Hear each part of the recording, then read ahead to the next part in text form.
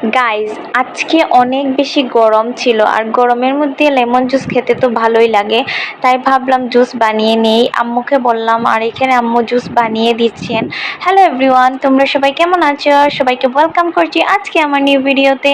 আর এখানে আম্মু লেমনের মধ্যে হানি অ্যাড করে দিচ্ছেন। যেহেতু আমি সুগার খাই না তাই আম্মুকে বললাম মধু দিয়ে দাও, খেতে মিষ্টি লাগবে এই জন্য। আর এখানে কোল্ড ওয়াটারও দিয়ে দিলাম। আর গাইস, এগুলো হচ্ছে চকলেটের বক্স। যেহেতু আমি চকলেট অনেক বেশি খাই, খাওয়ার পরে এই বক্সগুলো রেখে দিয়েছি। আরও অনেক বক্স ছিল, ওইগুলা কোথায় রেখেছি মনে করতে পারছি না।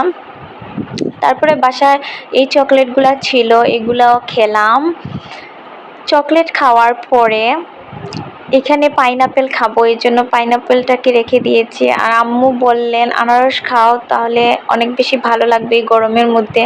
তারপরে আম্মু আনারসটাকে ভালো করে কেটে নিচ্ছেন। এটাকে ছোটো ছোটো পিস করে কেটে নিব।